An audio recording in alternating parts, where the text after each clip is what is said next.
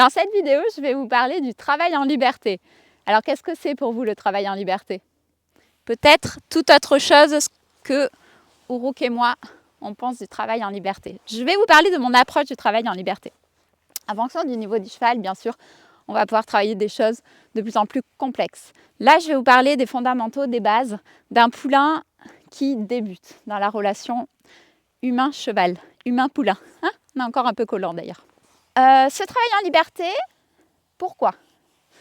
Pourquoi et comment le faire pour se sentir en sécurité?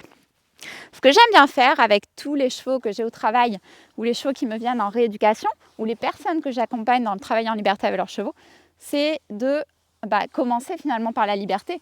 Les poulains que j'accueille au débourrage à la maison, on commence d'abord par travailler en liberté avant de mettre un licol, une longe, un side pull ou autre chose. Pourquoi? Parce que la liberté, vous voyez, si le cheval il n'a pas envie, si j'ai mal demandé, si j'ai mis trop de pression, qu'est-ce qu'il va faire d'après vous? Pas ce qu'il est en train de faire lui. Il va s'en aller. Un cheval qui s'en va, qui se déconnecte pendant une séance de travail en liberté, ça me donne beaucoup d'informations. J'ai peut-être mal demandé, trop demandé, pas fait attention à la relation, peut-être pas été assez clair. Donc on va voir aujourd'hui avec Uruk comment faire la première séance de travail en liberté. Donc déjà, on va lui indiquer qu'on commence la séance.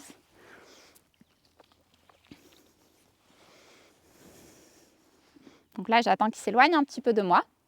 Voilà. Et je vais pouvoir, alors on va partir de ce côté-là. Ce que je vais renforcer, ce que je vais cliquer ici, c'est le fait que le cheval choisisse d'être avec moi. Voilà. Et je vais cliquer ce lien. Peut-être accélérer un peu. Ouais. M'arrêter. Ouais. Là, je clique le fait qu'il m'écoute. Ok, super. Alors là, j'ignore. Pourquoi? Parce qu'il m'a bousculé. Donc, je vais lui demander de se mettre un peu plus loin. Je vais aller cliquer doucement.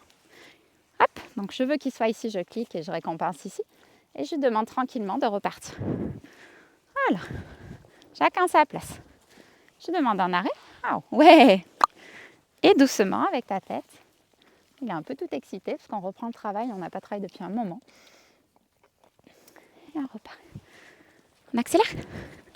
Ouais, très bien ça. Et puis petit à petit, quand je commence à avoir ce lien-là, je vais pouvoir ajouter de la complexité. Dans mon tracé, demander plus de précision. Par exemple, on peut aller passer la petite barre là-bas. Donc là, j'en profite qu'il soit occupé par la copine pour m'en aller.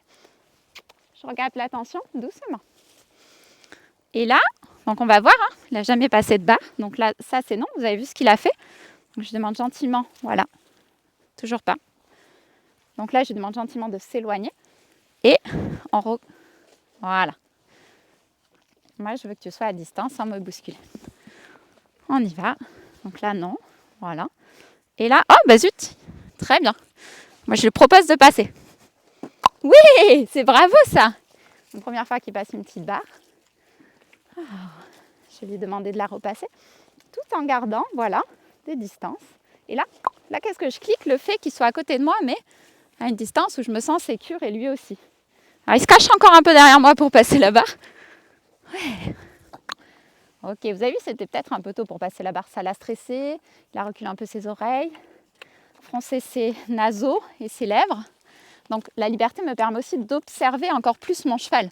Observer les signaux qu'il m'envoie. C'est bien mon grand. C'est fini. Vous avez une petite patte?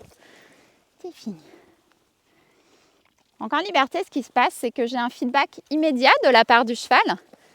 Comme je vous disais tout à l'heure, s'il s'en va, ça me donne des indications. S'il me colle trop, voilà, comme il fait là, ça me donne des indications aussi. J'ai peut-être demandé trop compliqué le passage de la barre. Donc ce que j'aime bien dans le travail en liberté des chevaux, c'est qu'on peut créer cet espace. Lui expliquer, là, tu es à ta place, ça me va. Ou là, tu es trop près, donc éloigne-toi un petit peu. Et une fois que j'ai ces codes de base mis en place en liberté, je vais pouvoir mettre le licol, la longe et faire la même chose, donc mettre des codes plus classiques. Donc vous l'aurez compris, moi je suis un petit peu à l'envers par rapport à ce qu'on vous apprend dans les livres. Souvent on apprend d'abord longe licol avant de faire la liberté. Moi je préfère passer dans l'autre sens. Pourquoi? Parce que ça va nous permettre de ne pas contraindre le cheval et puis ensuite on pourra transférer avec des codes plus classiques. Deuxième point important avant de finir cette vidéo, si vous ne vous sentez pas en sécurité, vous pouvez laisser la longe et le licol à votre cheval. Et dans ce cas-là, ce que je fais, c'est que je passe la longe sur l'encolure. Comme ça, s'il y a quoi que ce soit, je peux récupérer la longe sans problème. Vous pouvez aussi faire vos premières libertés en contact protégé. Comme ça, vous n'avez pas à gérer où se place le cheval dans votre espace, vu que vous avez la lisse entre vous et lui, qui vous permet d'ignorer les comportements que vous ne souhaitez pas, sans vous sentir oppressé. Donc l'objectif du travail en liberté, ça va être de valoriser la relation et la connexion avec le cheval. Si cette vidéo vous a plu, n'hésitez pas à vous abonner à la chaîne YouTube ou à la partager à une amie cavalière ou un ami cavalier qui sera intéressé par ces sujets, les sujets qui tournent autour de l'éducation du cheval en renforcement positif et de la relation homme-cheval. À bientôt.